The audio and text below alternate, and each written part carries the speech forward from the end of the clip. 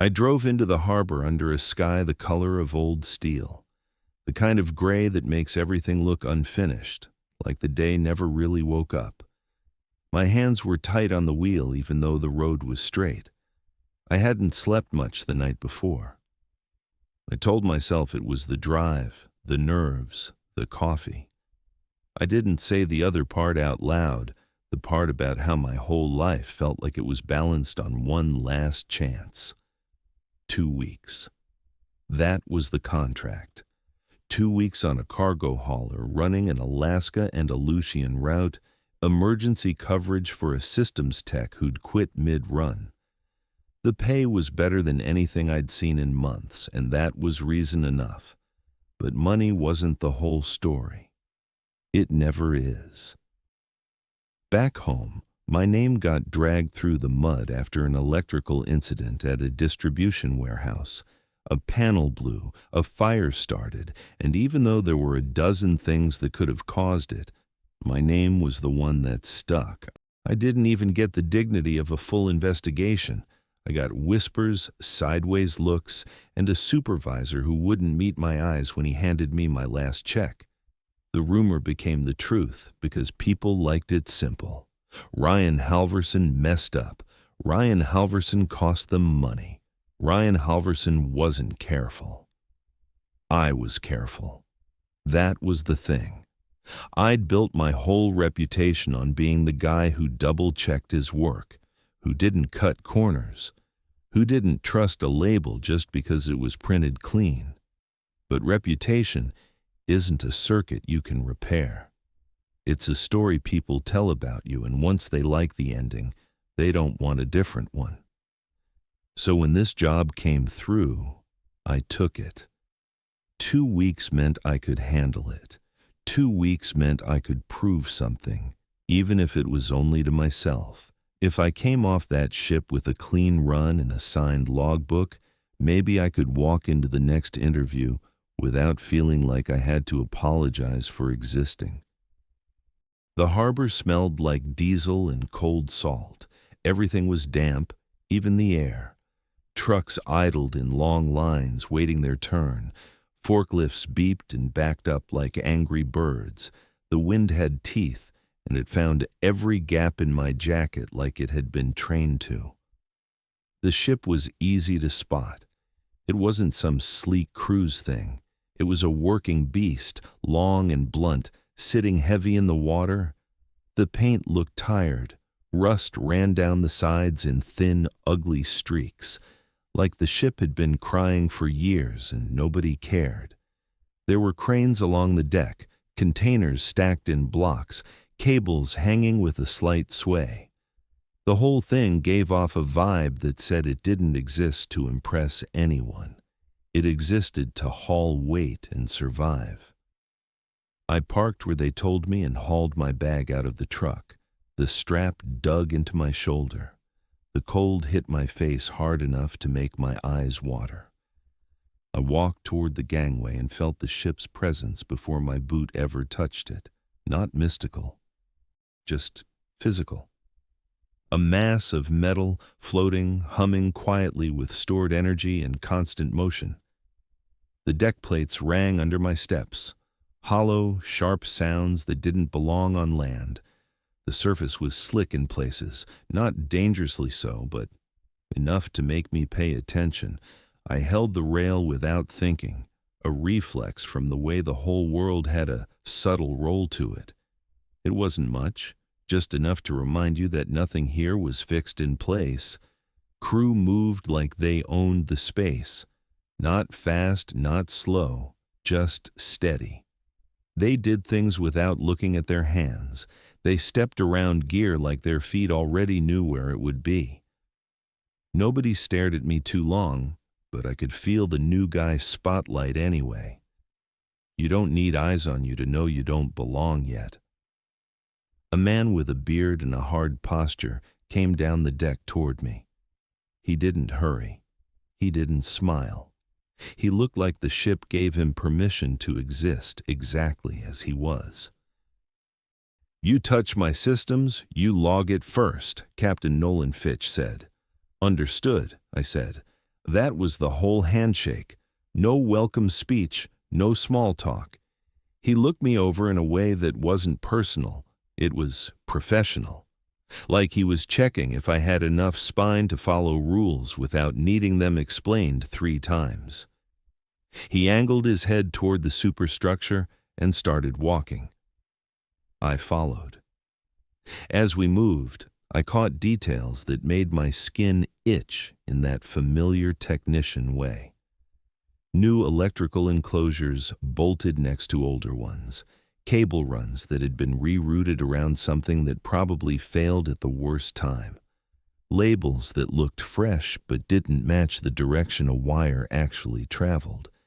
It wasn't sloppy. It was survival. Patch, reinforce, keep moving. A ship like this didn't get rebuilt from scratch. It got kept alive.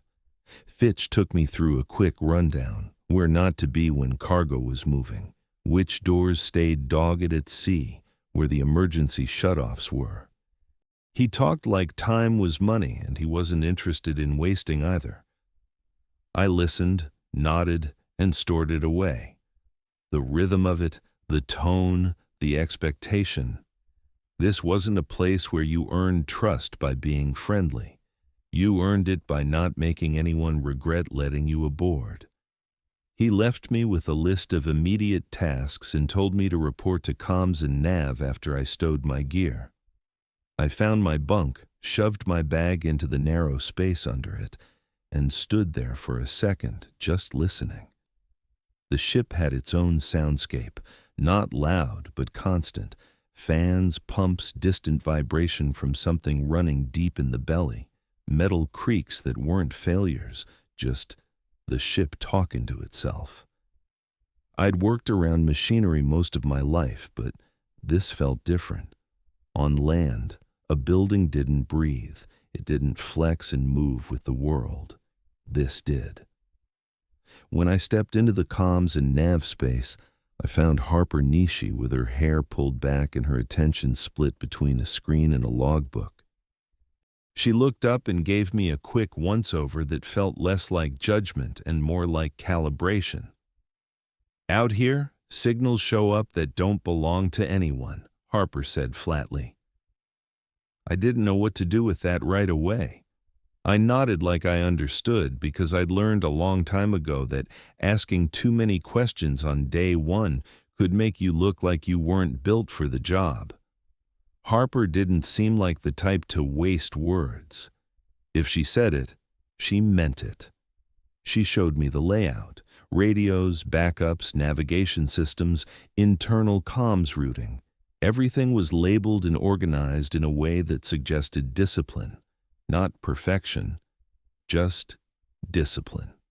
Harper's handwriting in the logbook was tight, consistent, like she didn't allow herself sloppy habits.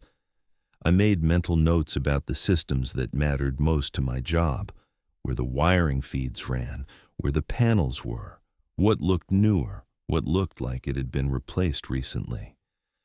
I caught a few signs of past trouble. Heat discoloration near a connector, a patch panel that had been swapped out with a different brand. Nothing alarming on its own. Together, it told me the ship had history. After nav, I went down into the mechanical spaces and found Ramon Velez leaning over a toolbox, wiping his hands with a rag that had long ago given up on being clean. He glanced up, took me in, then went back to what he was doing like my existence didn't change the day. "Just don't be a hero out here," Ramon muttered. It wasn't advice dressed up pretty.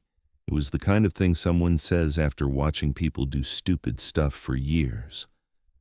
I nodded, partly because it was good advice, and partly because I didn't feel like arguing with a man who looked like he'd rebuilt an engine in a storm without complaining.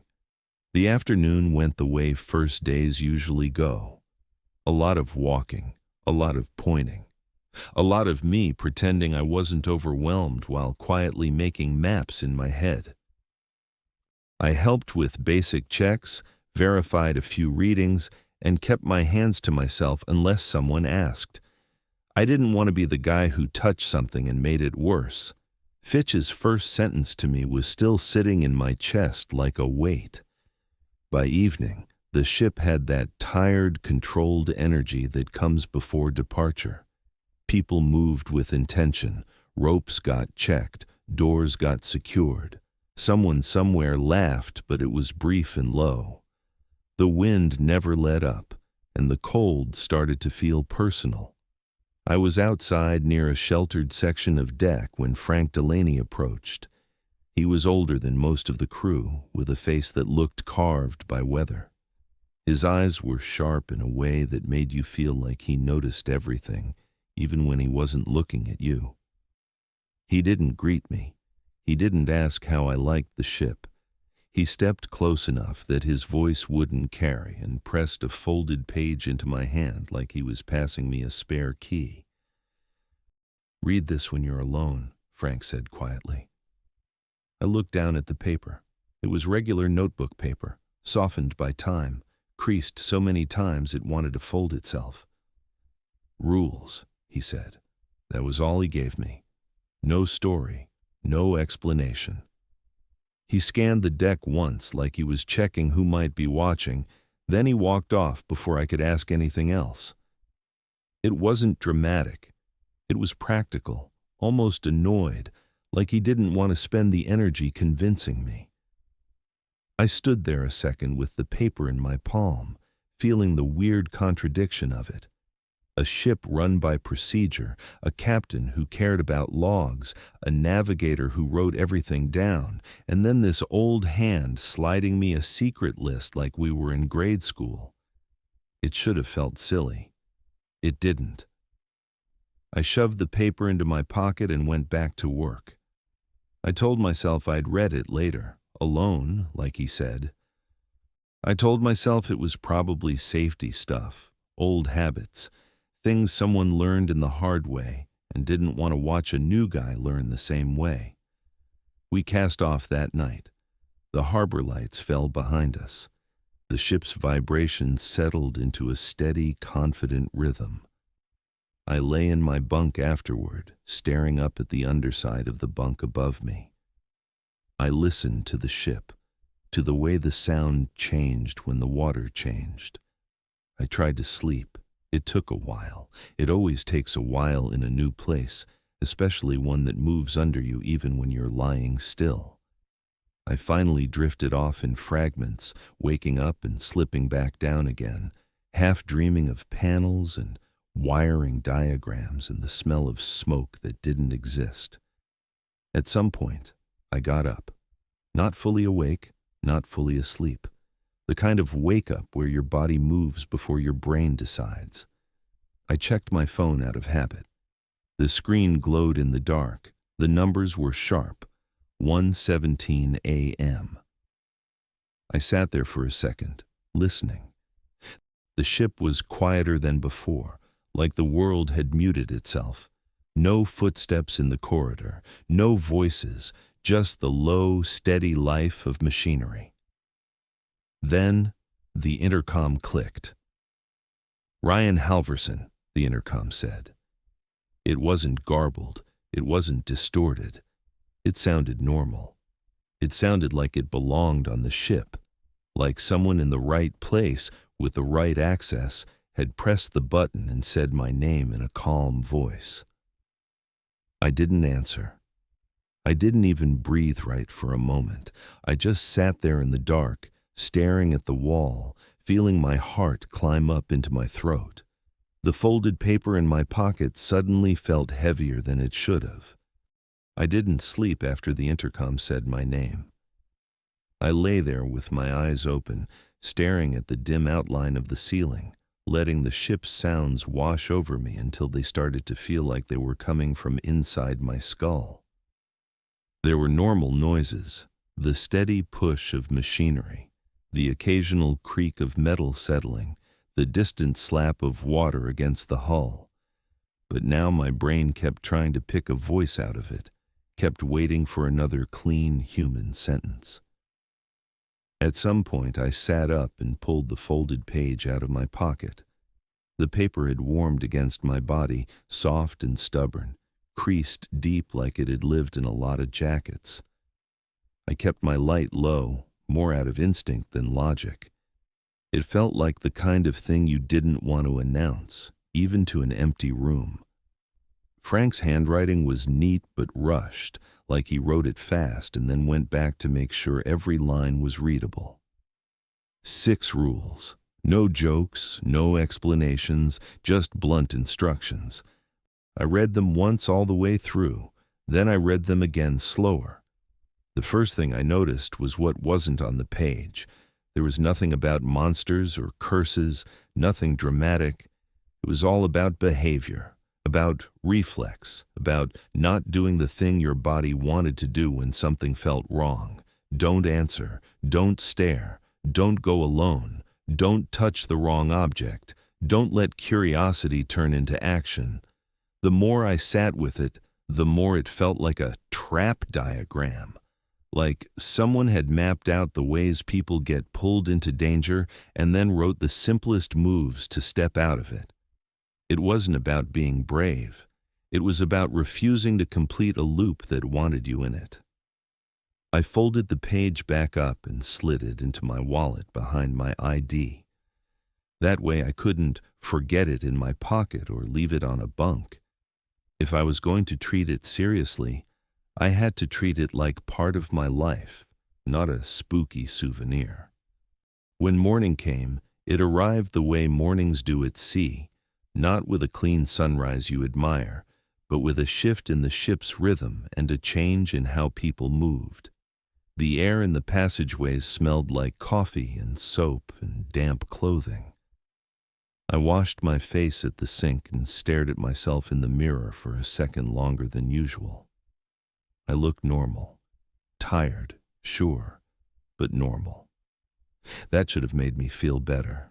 It didn't. I did what I always do when something doesn't make sense. I went to the people in charge, not to complain, not to start a rumor, just to verify a fact. A log either exists or it doesn't. A call either came from the system or it didn't. If I was losing it, I wanted to know that too. I caught Captain Fitch in the wheelhouse when he had a quiet minute. He was standing over charts with the kind of focus that made the rest of the room feel like background noise. "Did you page me?" I asked. He didn't even blink like he had to think about it. He just looked up with that flat, controlled patience I'd seen on men who didn't enjoy repeating themselves. "No," Captain Fitch said. I swallowed because the directness of it made my skin prickle. I hadn't wanted an excuse. I hadn't wanted a weird smile. I'd wanted exactly that. Clear, hard, unhelpful truth. Harper was there too, seated near her equipment, pen in hand. I looked at her and she already knew what I was going to ask. That was the thing about her. She tracked everything. People like that read you the way they read instruments. "Nothing in the log," Harper said. "Fitch didn't ask me if I was sure. He didn't tell me to get more sleep. He didn't say it was probably just a dream. He took it the way he took everything else, like a potential hazard he needed to account for." He stepped closer to the forward windows, eyes scanning the gray water like it might give him an answer. Then he turned back to me and held my gaze for a beat, long enough that I felt the unspoken part of his decision settle between us. Whatever this was, he wasn't going to let it become an excuse for sloppy work. But he also wasn't going to dismiss it just because it didn't fit the usual boxes. I left the wheelhouse feeling colder than when I'd walked in. Not because Fitch didn't believe me. Because he did. In the only way a man like him could. He treated it like real trouble without asking for proof he couldn't get. That day went like a normal first full day at sea. I did systems checks. I verified backups. I inspected the messier cable runs, the ones that had clearly been rerouted over the years. I found a few things I didn't like. Nothing catastrophic, just the kind of little compromises ships collect when they've been kept alive by necessity. A connector that should have been replaced instead of cleaned. A label that belonged to a previous route. A panel where the screws didn't match each other, like someone had grabbed whatever they had in a hurry and promised themselves they'd come back later. On land, later usually happens. At sea, later turns into never. I was finishing up a check in a storage corridor when Dylan Crow slid into my path like we were old friends. He was in his early 20s, lean, quick, with that restless energy some people carry like they're always halfway to the next thing. He had the kind of face that looked like it was made for grinning, even when he wasn't happy. "Frank hand you his little list yet?" Dylan asked. I didn't answer right away, not because I was trying to be mysterious, because I was deciding how much of my life I wanted to hand to a guy who clearly treated everything like a dare. I nodded once, kept it simple. Dylan's grin widened like he'd won something. He went on about it the way people do when they want to show you they're above something. Old sea habits, Frank being dramatic, people making stories out of bad weather and bad luck. He talked like the ocean had to follow human logic just because humans had sailed it for a long time. I let him talk. I didn't argue. Arguing would have made it a contest, and Dylan looked like the kind of guy who lived for contests. Instead, I watched what he did with the idea.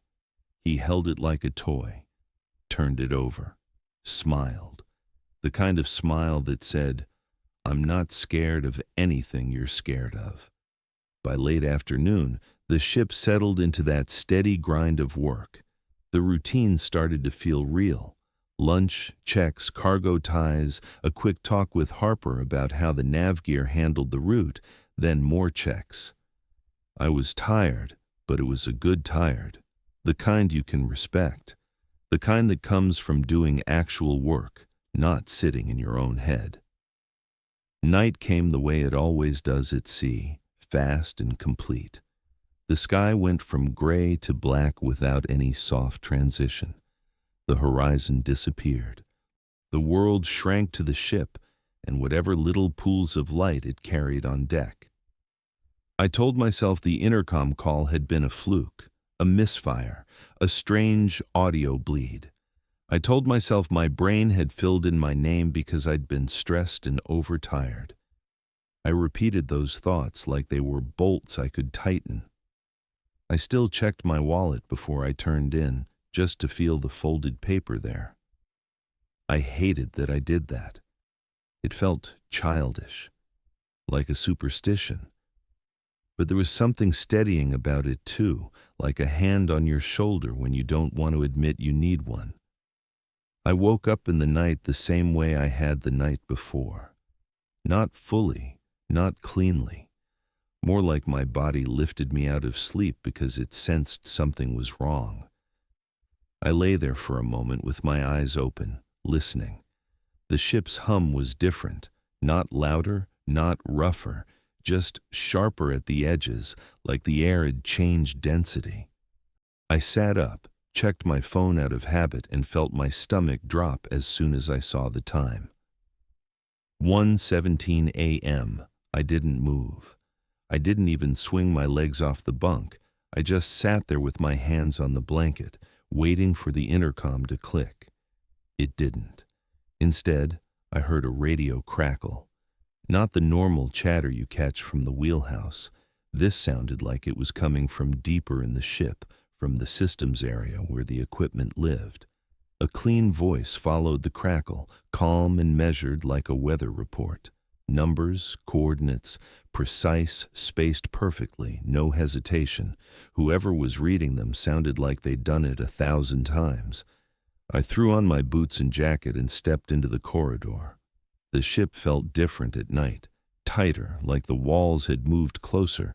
Emergency lighting threw shadows that didn't belong to anything.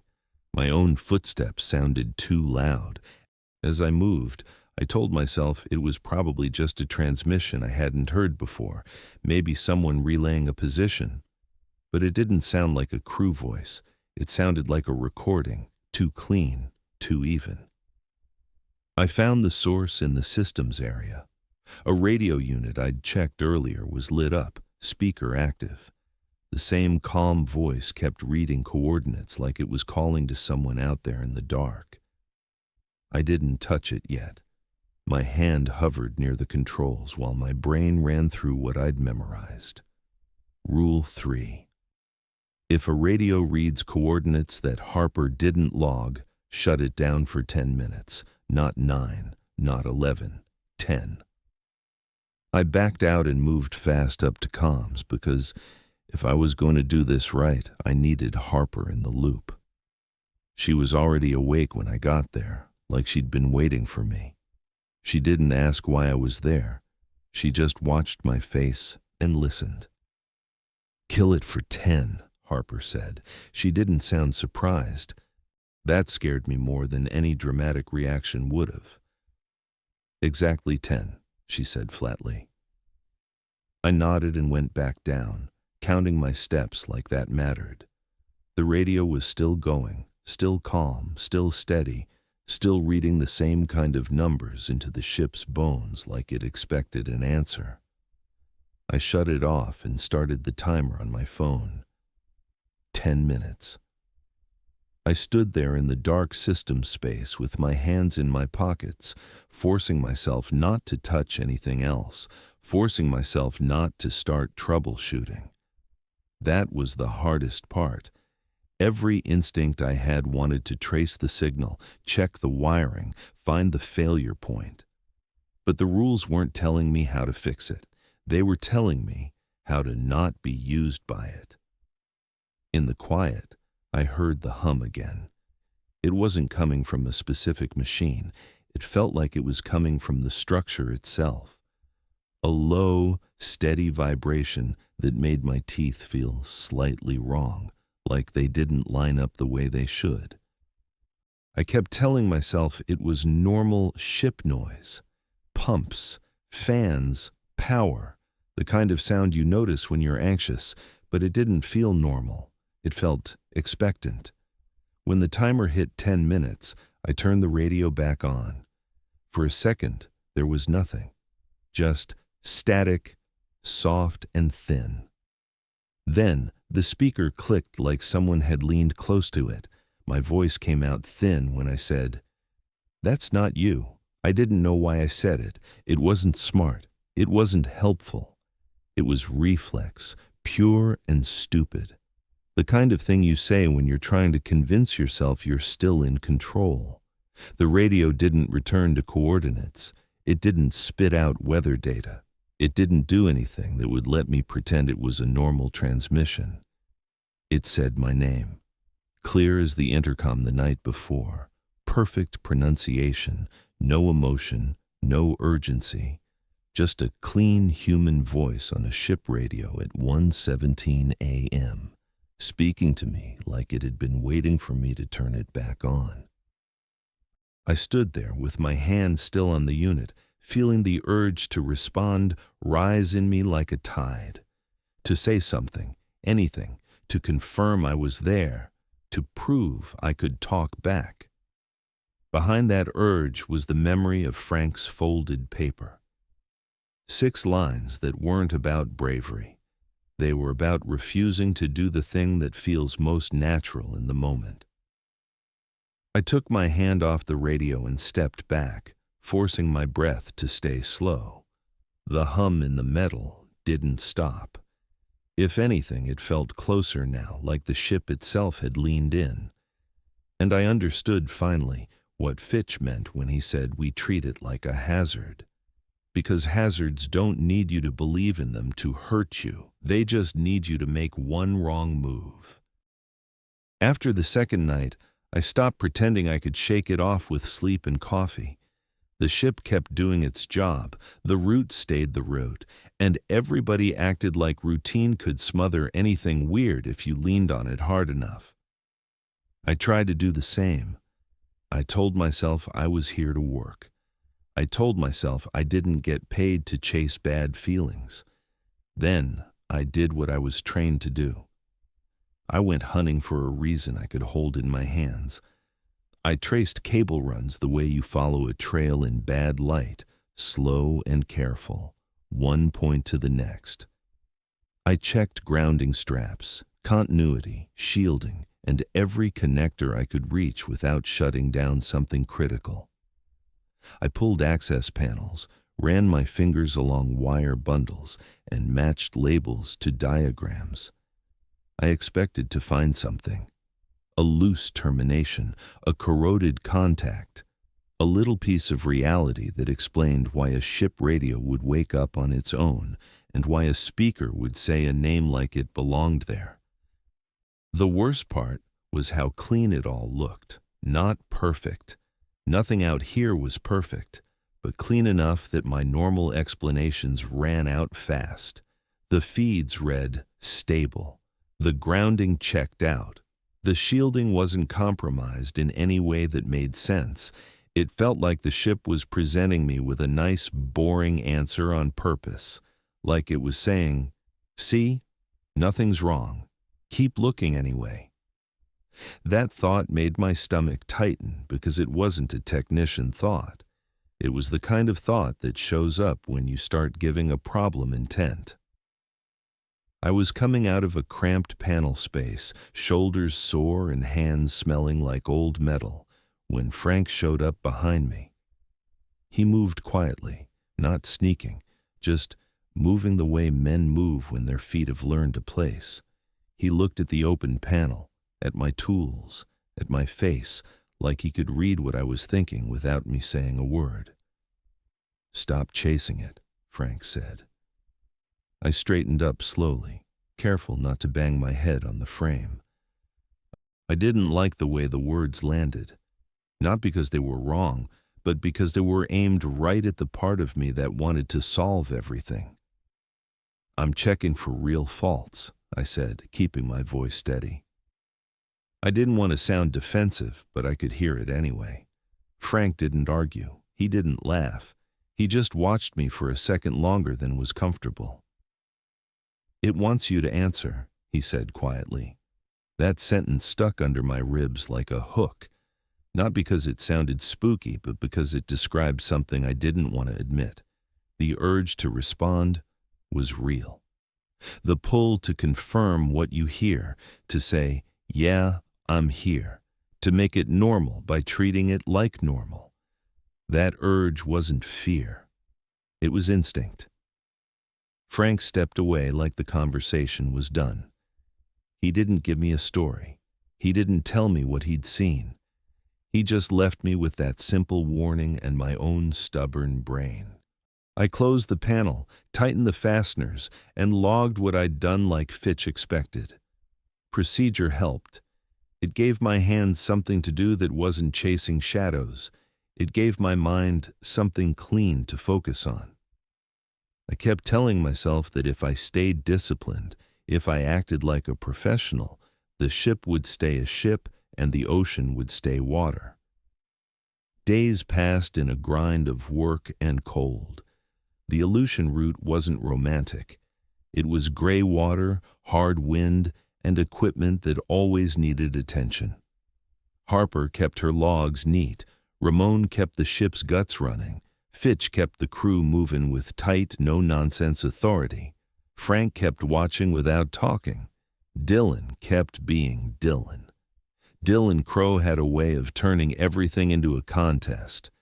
If you told him to slow down, he sped up just to prove you couldn't make him. If you warned him about something, he'd grin like you'd handed him a dare. He was young enough to think fear was optional, like it was something you chose or refused. A few nights in, I was topside for a short check I couldn't delay. The sky was clear enough to show stars, but the air was still sharp with cold. The deck lights made small islands of visibility, and everything beyond them felt like empty space. The ocean was black and flat in the way deep water gets when it's swallowing light. I'd just finished securing a hatch when the buoy light did something wrong. It didn't flicker like a dying bulb. It didn't dim like a power issue. It blinked 3 times, distinct, spaced like a signal meant for someone watching. 3 clean pulses, then it returned to steady like nothing happened. My first instinct was to stare, to confirm, to count again, to lock it into my brain as a fact. That was the trap. The need to verify feels like responsibility. It feels smart. It feels like the start of solving. I turned away and kept walking. I didn't hurry. I didn't freeze. I made myself move like I hadn't seen anything at all. My heart was thumping too hard for a simple light glitch, but I forced my breathing to stay steady. I kept my eyes forward. I wanted no part of whatever that 3-blink pattern was trying to pull out of me. Boots came up behind me, fast, casual. Dylan slid into my space with a grin like he'd been waiting for a moment to get under my skin. "Don't look at it," I told him. He didn't stop. He didn't even give me a real glance. He looked past me toward the bow like I'd pointed out something interesting. "It's a light," Dylan said. He walked right up to the rail and stared forward like he was watching a show.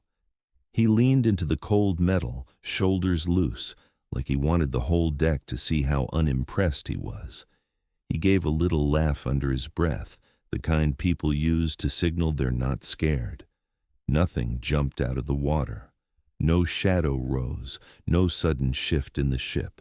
The light stayed steady. The wind stayed wind. The ocean stayed black. For a second, I almost felt stupid. Almost. Then Dylan's smile faded. Not in a dramatic way. More like his face forgot what it was doing. He stayed at the rail longer than made sense. His eyes didn't blink as often. His posture went stiff. The easy, cocky energy drained out of him in a way that didn't fit the guy who'd been joking 2 seconds ago. He got quiet. Not respectful quiet. Empty quiet. I didn't ask him what he saw. I didn't step up beside him. I didn't look forward. I just stood back, watching him, feeling the cold creep into my hands through my gloves, feeling the ship's low vibration through my boots. After a moment, Dylan stepped away from the rail like he'd finished something, like he'd checked a box. He followed me inside and started talking again, forcing jokes, forcing normal. The sound of his voice didn't match the look he'd worn at the rail. I listened without really hearing him. I kept thinking about Frank's warning and the way Dylan had gone blank for that one beat, like a switch had flipped somewhere behind his eyes. Later that night, during the quiet stretch after midnight, I got pulled into a minor systems issue that shouldn't have mattered but wouldn't leave me alone. A relay that needed attention, a connection that held steady until you watched it, then made you doubt your own readings. The kind of thing that traps you in place because you can't walk away without feeling irresponsible. I heard a door open somewhere above me. Footsteps followed, light and fast. I didn't see Dylan go. I just knew it was him. His rhythm had a certain impatience to it, like he was always half a step ahead of where he was. I finished the check faster than I should have, not sloppy but rushed. I closed the panel, latched it, and moved toward the deck with my stomach tight. The corridor felt narrower than usual. The air felt colder. The ship's normal sounds felt muted, like the whole structure was listening for something else. When I pushed out onto the deck, Dylan wasn't in sight. That was the worst part. The emptiness. The way the lights threw long shadows and the buoy area vanished into black beyond them. I started moving forward, quick but controlled, because running would have meant panic, and panic would have meant attention. Halfway there, Dylan emerged from the dark like he'd been waiting for me to notice. He wasn't breathing hard. He wasn't sweating.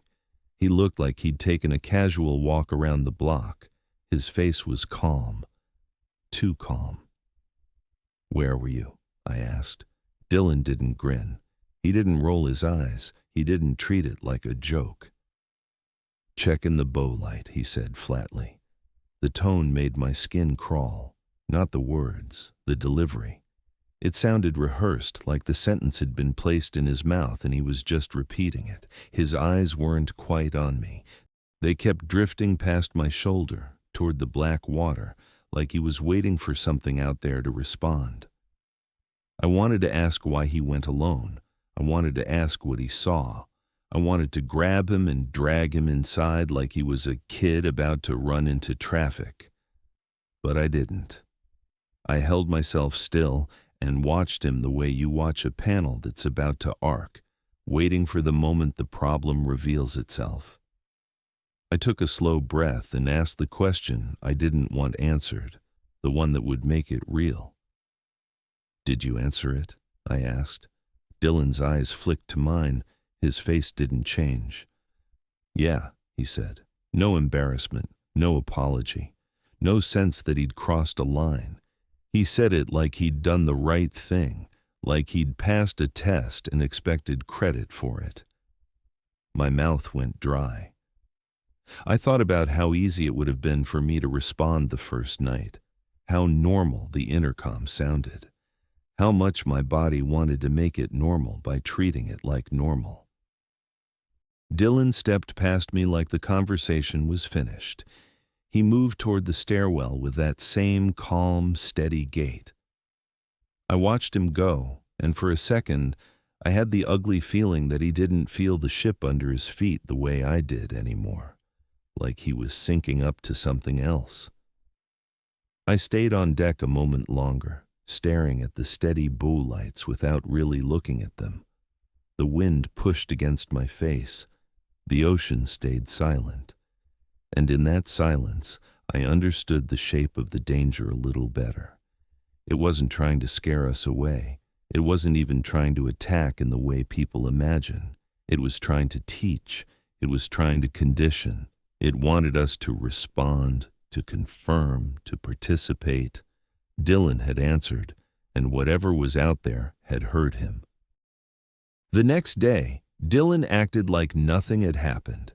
He hauled lines, checked lashings, took orders, and moved around the deck with that same loose confidence he always carried. If you didn't know him, you'd think he was fine. If you did know him, you'd notice the gaps, the little pauses, the way his attention drifted like he was listening for something behind the ship's noise. He didn't joke as much. He didn't needle people for fun. He looked through you instead of at you.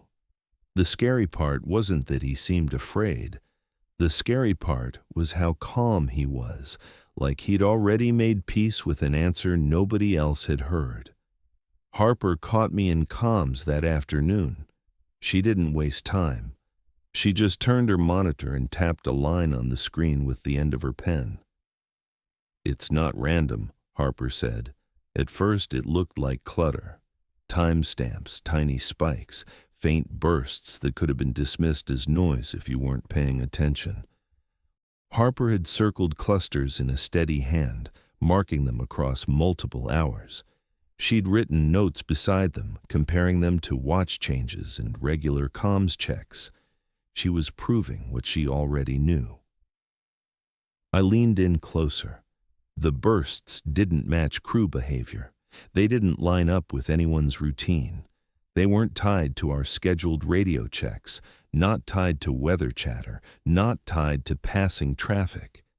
They weren't even strong enough to be called a real transmission. They were pulses, short and consistent, like something knocking on a door and waiting to see if anyone knocked back. Harper scrolled through another page and showed me the pattern repeating in different bands, as if whoever was doing it wasn't sure which channel would reach the right ears. The spikes were small, but they were shaped the same way each time. That wasn't equipment failing. That was intent. "Like it's waiting for a person," she said quietly. I felt that settle in my chest. Waiting for a person, not a ship. Waiting for a human choice, a confirmation, a response, a look. A moment where you decide the signal is meant for you and you step into it. I asked myself if Harper had shown this to Fitch already, then realized she wouldn't be showing me first if she hadn't. Harper didn't hold information like a secret. She treated it like oxygen. If it mattered, it got shared. I left comms with those little bursts stuck in my head. Micro attempts. A handshake meant for the part of the system that breathes and thinks and makes mistakes. That night, the ship felt tense before anything happened. The wind was up, not storming, but steady enough that the air on deck would have cut straight through a jacket. The ship's structure carried a constant vibration, like a low note under every sound. It was the kind of night where you'd expect the sea to be restless. Whitecaps, texture, a messy surface reflecting the deck lights in broken pieces.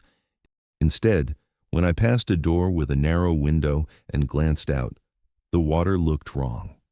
It was flat, not calm. Flat in a hard, unnatural way, like someone had poured black glass across the surface and it had set.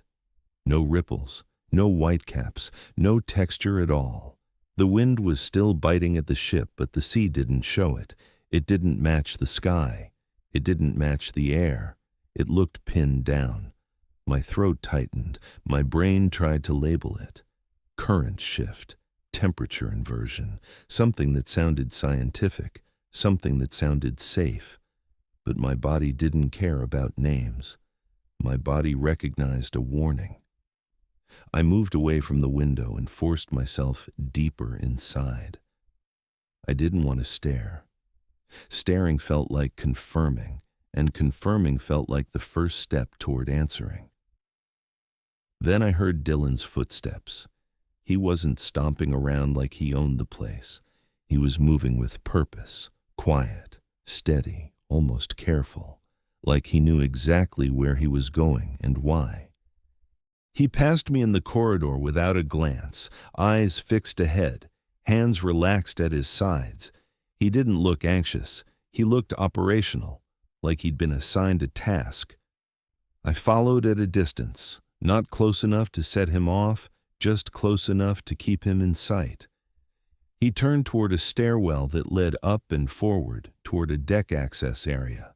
The farther he went, the more my stomach tightened. It wasn't just what he was doing. It was how he was doing it, like he didn't need to think. "Dylan," I called softly. He stopped and turned his head slightly, not fully, like he was listening to more than one thing at once. His eyes were clear, too clear, like he'd slept perfectly, even though I knew he hadn't. "You hear it, right?" Dylan asked. The way he said it wasn't a joke. It wasn't even a challenge. It sounded like a request for confirmation, like he wanted me to step into agreement with him. That was the loop. That was the handshake Harper had shown me. A pulse waiting for a pulse back. "It's lying to you," I told him. Dylan didn't get mad. He didn't laugh. He looked past me toward the deck access like my words were air. He started moving again, and I moved with him, faster now. I could feel the line we were approaching, that point where you stop being a crewman and start being bait. Ahead, the intercom clicked, just a harmless mechanical sound, but it made my skin prickle. Then Fitch's voice came through, sharp and controlled, the kind of tone that meant he'd already made the call. "We stay inside," Captain Fitch said. I heard doors shutting in other parts of the ship, dogging handles, heavy latches being secured, footsteps retreating from access points. Nobody argued. Nobody asked why. The crew moved like they'd practiced, even if nobody admitted it out loud. Dylan didn't head for his quarters. He drifted toward a side passage where you could get close to the deck door without stepping out. He leaned toward it like he could smell something through the seams. I reached for his sleeve, not hard, just enough to stop his forward motion. He looked at my hand like it was an annoyance, then at my face like he didn't understand why I was in his way. I let go immediately. Touching him felt wrong, like grabbing a live wire, like physical contact might connect me to whatever had connected to him. "Come inside," I said, keeping my voice low. Dylan's eyes focused on me for one beat. He looked normal, almost irritated. Then the focus slid away again, like he was receiving instruction from somewhere else. The ship gave off a low vibration then, deeper than the usual engine hum. Not an impact, not a lurch. A pulse that rolled through the walls and made my teeth feel slightly wrong, like the metal was resonating with something outside it. Harper appeared at the end of the corridor, moving fast with a clipboard. She scanned the hallway like she was counting bodies, then her gaze snapped to the deck access door. She didn't go near it. She didn't need to. "No markings," Harper said flatly. My stomach dropped. I didn't know what she'd seen yet, but I heard the warning in her tone. Something was out there that should have had an ID. Something that looked like it belonged to human safety procedures, designed to press on the part of you that wants to help. I took one step toward the narrow window in the door. I knew I shouldn't. Fitch had said inside, and inside meant inside, not peeking like a kid at a scary movie. But I broke discipline for half a second. Outside, drifting alongside the ship, was a pale ring. Rescue gear. A lifebuoy shape, clean and bright against the dark sea. It moved too smoothly, like it was keeping pace with us on purpose. It was close enough that I could see details, and the detail that mattered most was what wasn't there. No stenciling, no faded paint, no port ID, no ship name, nothing. Just clean white material floating like it belonged to us. It was the kind of thing you'd reach for without thinking, the kind of thing that would make a decent person feel guilty for ignoring it, the kind of thing that would make an impulsive person feel brave. I pulled back from the window fast, like the glass itself might pull me in if I stared too long. My breath came shallow. I hated that it had worked, even for a second. I hated that my first instinct had been to go out there and check it. Frank stepped into the corridor behind Harper, quiet as ever. He didn't ask what I saw. He didn't need to. He took one glance toward the window and then away, like one look was already too much. "Don't touch it," Frank said. Dylan's jaw tightened. He was still calm, but now there was pressure behind it. The calm looked forced, like he was holding himself together with rules that weren't ours. He shifted his weight the way a person shifts when they're deciding whether to run. I moved between him and the door without making it a confrontation. I didn't square up. I didn't raise my voice. I just became an obstacle he'd have to notice. Outside, the wind kept cutting. Inside, the air felt stale and thin. The ship's low pulse eased, then returned, like a heartbeat that didn't belong to any engine. Dylan stared at that door like it was the only thing in the world, like he knew exactly what was waiting on the other side, and he couldn't stand not to finish whatever it was. I kept my hands visible. I kept my voice low. "Stay with us," I said, even though I wasn't sure I still had him. Dylan finally looked at me again, and for a second, I saw something like frustration, like I was the one breaking procedure, like I was the one keeping him from doing what he was supposed to do. Then his gaze slid back toward the door, toward that sliver of window, toward the pale ring moving with us in the dark. And I understood, with a cold certainty, why it looked like rescue gear, why it had no markings, why it moved like it belonged to the ship. because it was bait that wore the face of responsibility. It was meant to make the crew feel like ignoring it was wrong. It was meant to pick the one person who couldn't stand leaving it unanswered. Dylan had already answered once. Now something out there was offering him another chance to do it again. Captain Fitch didn't call it bait. He didn't call it anything. He treated it the way he treated every risk on his ship, like a problem you solve with procedure instead of emotion. That was the only reason we were still functioning. If he let the crew argue about what they felt, we would have split into two groups right there, the ones who wanted to do the right thing and the ones who wanted to survive. He brought everyone into the mess area, not for a speech, just to set a line nobody crossed. The sea outside was still doing that wrong thing, that hard, flat surface that didn't match the wind. Even inside, you could feel it in the ship's bones, like the hull was floating on something solid instead of water. "We don't touch it," Captain Fitch said. He didn't raise his voice. He didn't have to. The words landed heavy because everyone in the room knew what he meant. No unmarked drift gear, no mystery float that just happened to appear alongside us. No reaching out to grab something that wanted to be grabbed. Dylan stood near the edge of the group, arms folded, jaw tight. He looked calm, but it was a strained calm, like he was holding his breath on purpose. "What if someone's out there?" Dylan asked. The way he said it wasn't pure concern. It was a challenge wrapped in concern. He was framing it as a test of decency, like the rest of us were cowards if we didn't go out there and prove ourselves. My stomach turned because I recognized the shape of his argument.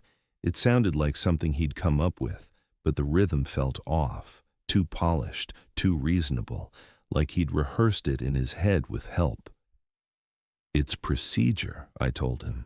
I kept my voice even. I didn't look at him like he was crazy. I didn't look at him like he was guilty. I looked at him like he was a crewman trying to push past a safety line, because that was the only way to keep it from turning into something bigger. Fitch backed me up without adding anything. That was his style. The rule was the rule. It wasn't a debate. If it was real rescue, the Coast Guard handled it. If it was an actual emergency, we'd report the sighting and maintain distance.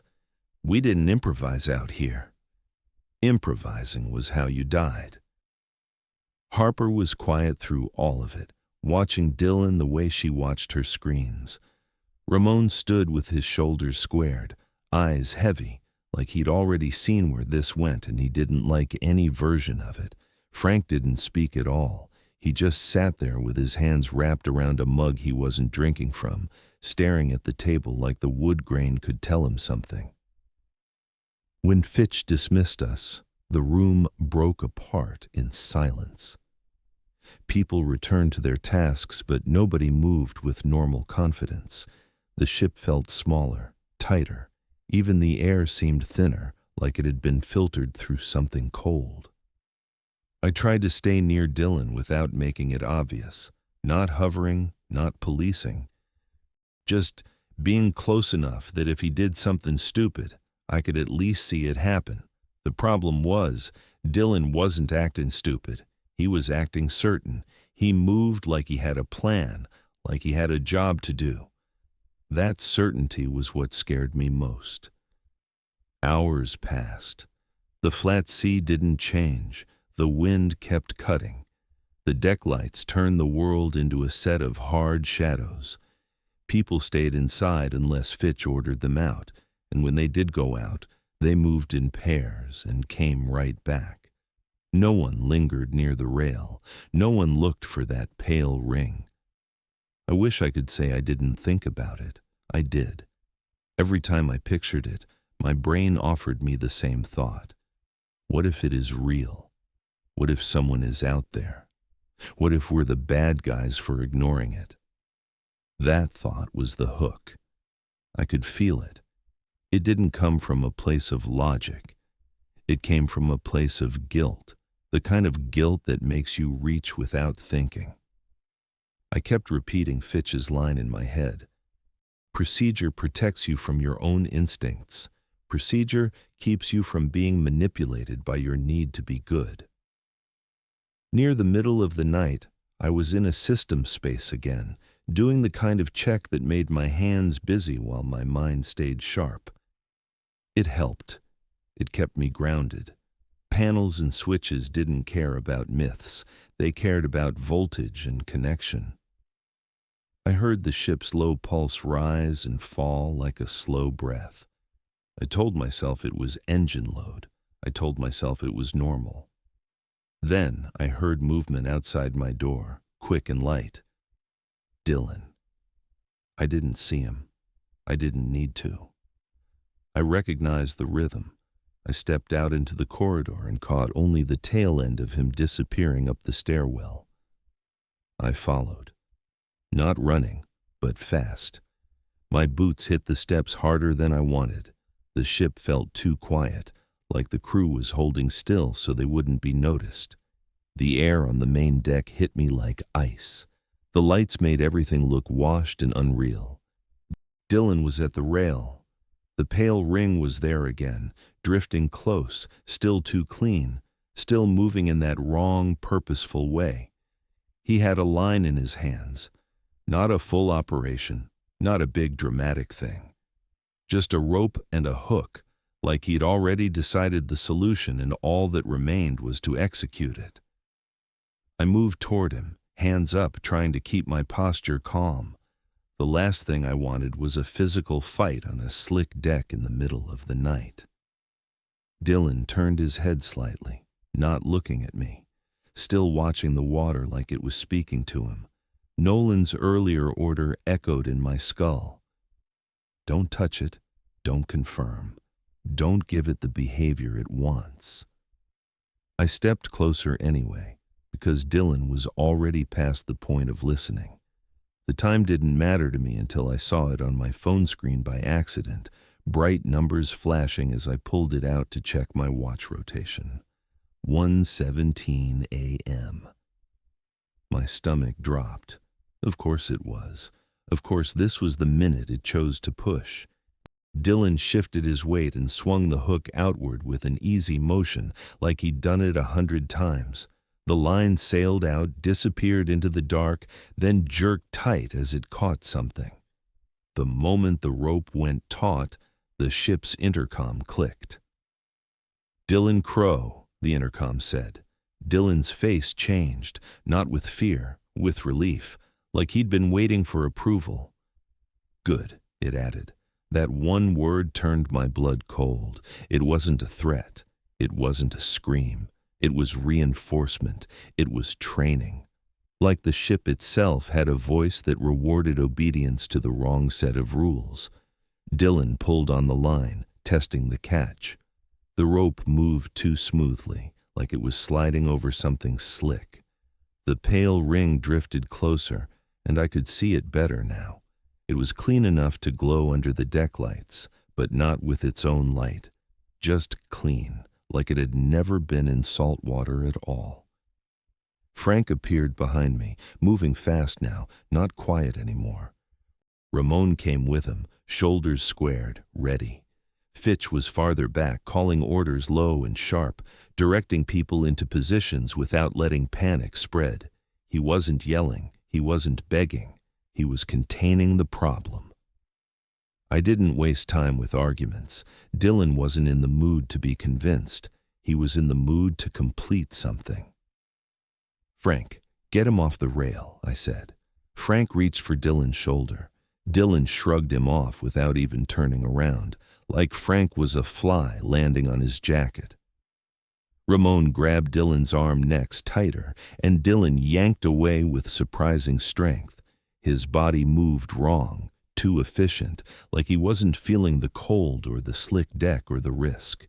The rope in his hands vibrated, not like something heavy pulling, like something humming through it. The ship's low pulse matched it, and for a moment I felt that same teeth-wrong sensation flare in my skull. I realized then that this wasn't about physically pulling a ring up from the water. The ring was just the handle. The real thing was the connection. Rope to hand, hand to body, body to voice, a loop completed. I stopped thinking like a deckhand and started thinking like a systems tech. If a bad channel's feeding the wrong signal, you don't argue with it. You cut it. I ran toward the nearest access point where the deck-com lines fed into the internal routing. I knew the layout well enough now. I'd been mapping the ship since day one. My hands found the latch, popped the panel, and I saw the bundle I needed. Not all of it, just the segment that connected the deck station into the ship's internal broadcast path. Dylan's voice rose behind me, not screaming, more like a strained laugh, like he was hearing something he liked. I didn't look back. I didn't give myself time to hesitate. "Cutting the channel," I said. I pulled the connector free with a hard twist and yanked the line away from the bus. For one beat, everything went silent, not quiet, silent, like sound itself had been switched off. No engine hum, no wind, no ship creak, no footsteps, no intercom hiss, nothing. The absence hit me so hard my knees almost buckled. It was like the whole world had been holding a note and someone had snapped the string. Then sound rushed back all at once, ugly and overwhelming.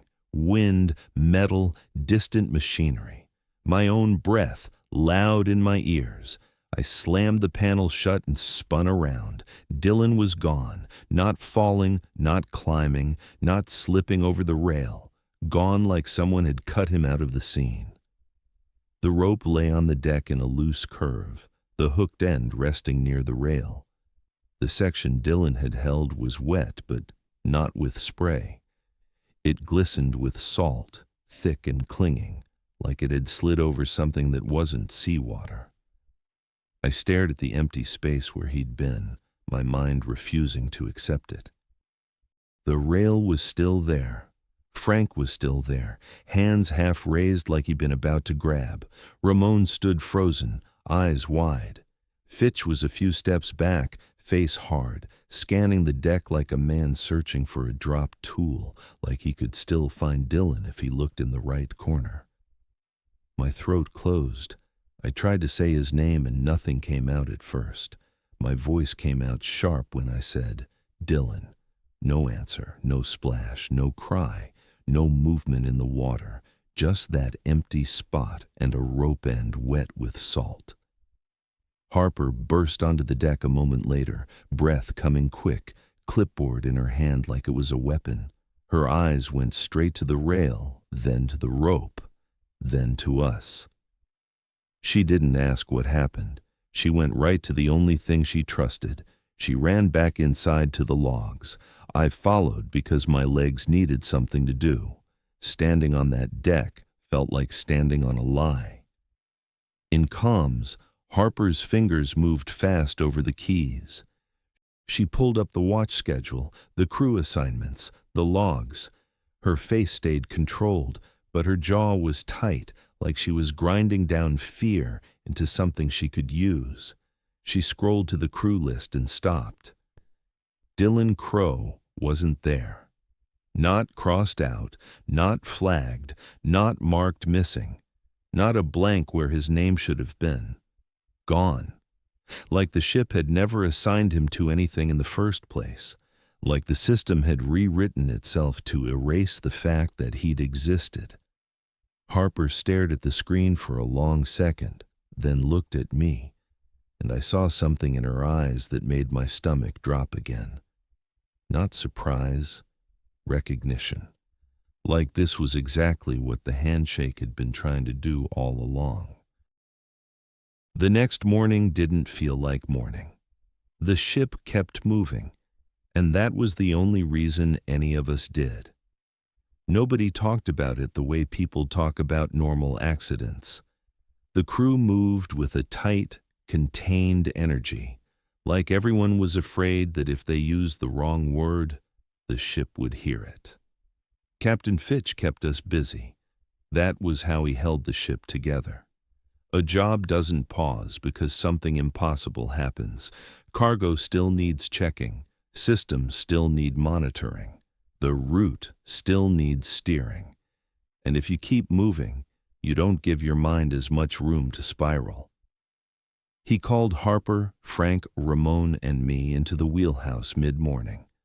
The charts were spread out on the table, but he wasn't looking at them.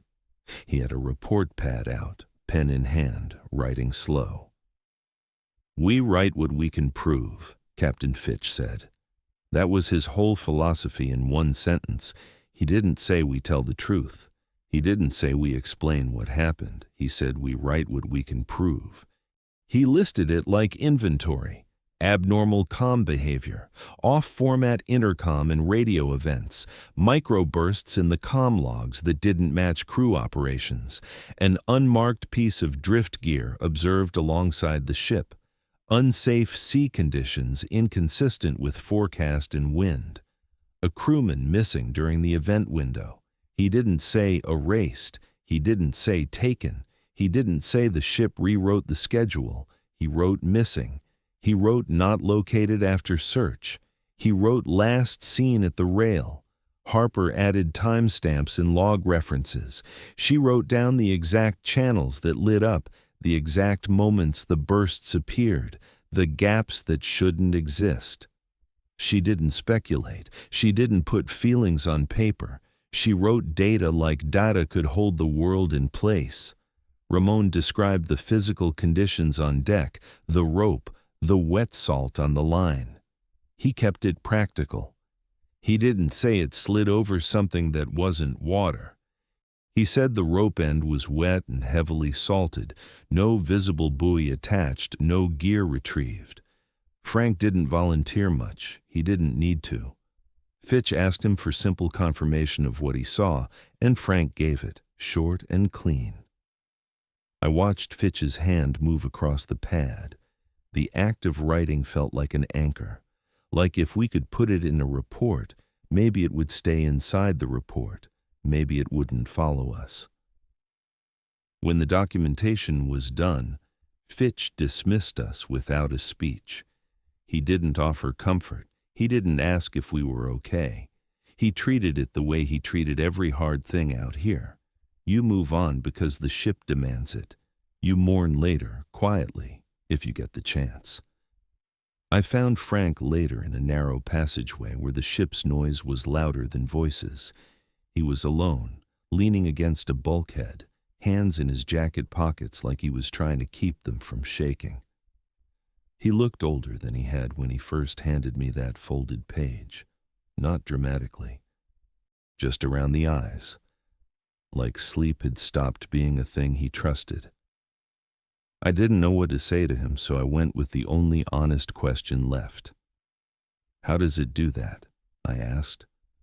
Frank stared at the deck plates for a moment, then lifted his eyes to mine.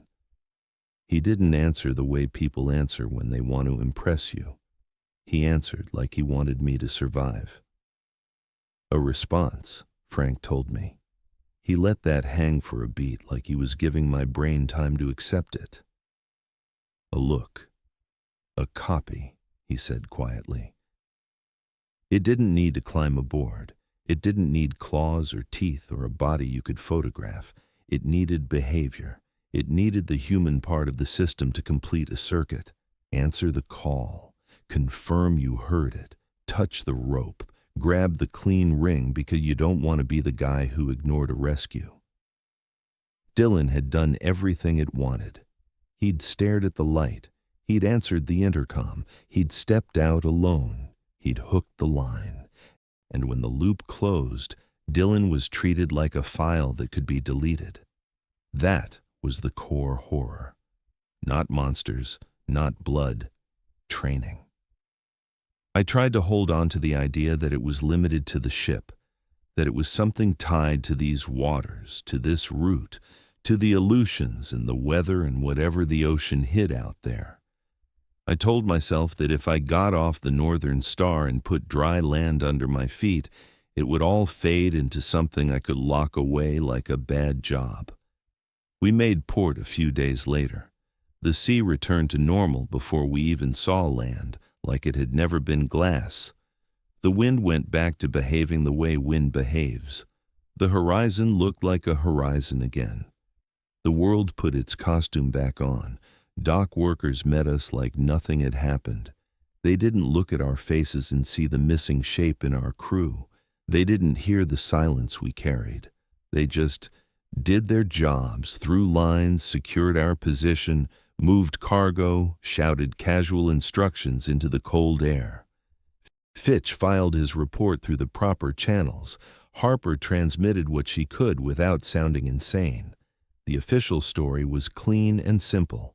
A deckhand went missing during unsafe conditions. Search conducted. No recovery. Abnormal comm interference reported.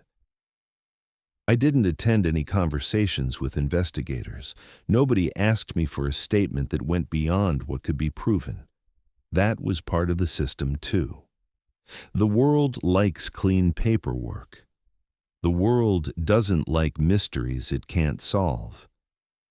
When it was time to leave, I packed my duffel and walked down the gangway without looking back.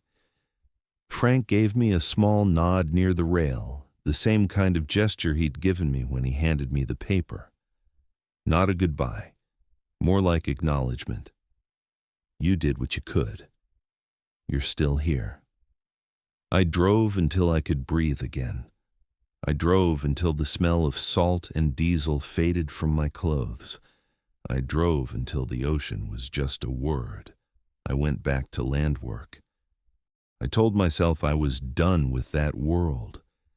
I convinced myself the nightmares were just stress, that the tension in my shoulders was just my body unwinding.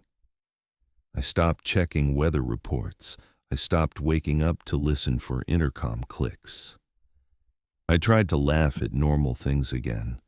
Weeks passed, enough time that I started to believe distance was a cure. Then one night, I was in a small apartment I'd rented near a job site, the kind of place with thin walls and cheap fixtures. I'd fallen asleep on the couch with my work boots kicked off and my jacket folded over the back like I was pretending I lived there instead of just passing through. I woke up to a sound I couldn't place at first, a soft click, plastic, a speaker powering on. My eyes snapped open. My heart was already racing before my brain caught up. The room was dark except for the faint glow of a digital clock on the microwave across the room.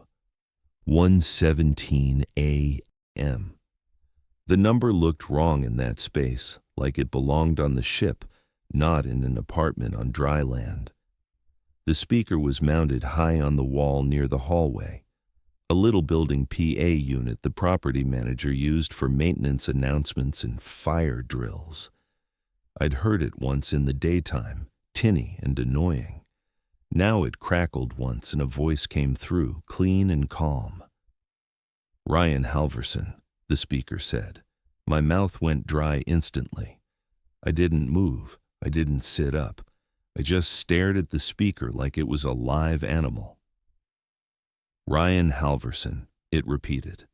The voice sounded official, not like the intercom on the ship, not like a ghost story, like a dispatcher, like a supervisor, like someone who belonged in the system. It even had the slight compression of a real announcement, the subtle distortion you get from cheap speakers. I stayed frozen, trying to decide if this was real or if I'd finally snapped. If someone was playing a prank, it was a cruel, specific one. If it was a glitch, it was the most targeted glitch I'd ever heard. "Confirm," it said, just one word, the same shape of conditioning, a prompt that demanded the easiest, most natural response in the world. Say yes, say copy. Say I'm here, and the worst part was what came next, because it told me this wasn't just an echo. It wasn't just reaching, it was learning. It followed the word with a watch code, the exact kind of phrase that would make you react without thinking. The exact format that would make you feel safe responding, because the system sounded like the system. My throat tightened. The code wasn't garbled. It wasn't wrong. It wasn't close. It was perfect. The code was perfect, I said. The words came out into the dark like confession, like surrender, like I was admitting the real horror out loud. Not that it could reach me on land, that it had learned how to sound official.